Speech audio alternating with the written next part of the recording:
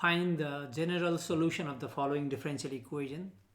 Write your solution as y equals some function of x. So in part A we got derivative of y with respect to x equals 1 over x times y. First we want to separate the variables. So always dy some function of y dy some function of x dx. So we're going to write in this way. Then we integrate both sides, then go from there, and eventually we want to isolate y. So here let me write this differential equation. This is given in terms of derivative. I want to write in terms of differentials. That means move dx to the other side. So this is same as dy equals 1 over xy dx. Now we want to separate the variables. So this times y on the bottom, we're going to move to the left. So if we multiply both sides by y, we get y dy equals, when we multiply by y, cancel, so we get 1 over x dx. Now integrate both sides, then antiderivative of y is y square over 2, antiderivative of 1 over x is ln x plus c. Now we are done, pretty much done. Calculus is over. All we have to do next is isolate y. So multiply both sides by 2. So y square equals 2 ln x plus 2 times c, or we can rename as c1, another constant. Okay, same thing. Now we take square root of both sides,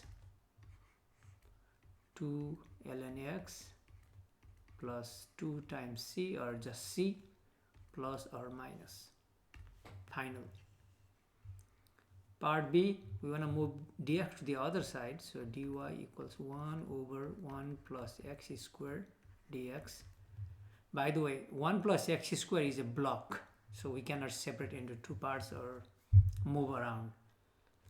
Now 1 over 1 plus x squared, it should remind you of something. 1 over 1 plus x squared, when we integrate, that is arctangent or tangent inverse of x.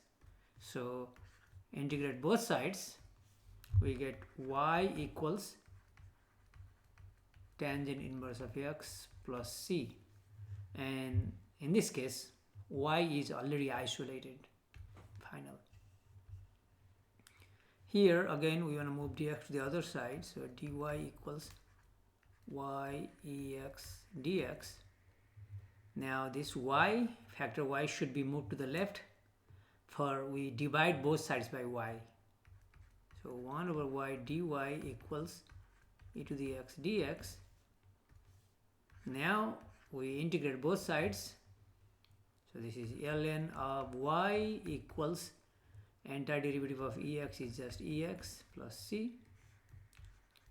Now we want to isolate y, so here we got ln, so raise both sides as a power of e, so e raised to left hand side is equal to e raised to right hand side, which is e raised to x plus c.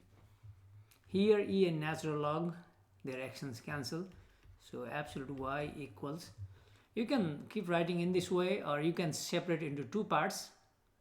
As we know, when we have x raised to a plus b, that is x raised to a times x raised to b. So we can do this, not needed. So e raised to x times e raised to c. Okay. Next, we need to get rid of this absolute value, and when we get rid of this absolute value, that means plus or minus of this. And by the way, e raised to c is a constant, so if you like, you can rename as another constant c1. Same thing here, we could have renamed this one as c1, and again you can go back to c as well. So this is c1, let me write c1 e raised to x, final, plus or minus. Okay. Here same thing, let's move dx to the other side.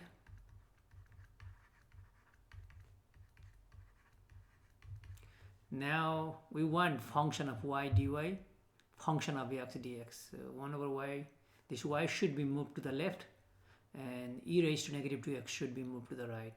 So if we multiply both sides by y, so I'm going to get this, multiply through by y, then divide by e raised to 2x both sides, so that this is gone. So y dy equals 1 over e raised to negative 2x dx. Now this is y dy equals, we can rewrite this fraction 1 over e raised to negative is just e raised to 2x. Move up, this negative will be positive. Okay, now function of y dy, function of x dx, so we integrate both sides. That gives y square over 2, and entire derivative of e to x is itself because the exponential function, but there is a 2, we need to divide by 2, plus c. Now calculus is over, all we have to do is isolate y, so multiply throughout by 2, so y square equals multiply throughout by 2, 2c. Y square means now take a square root both sides, so y equals square root of e raised to 2x plus 2c, we can write c1, not needed, but this is another constant, we can just rename as a constant c1, and plus minus final.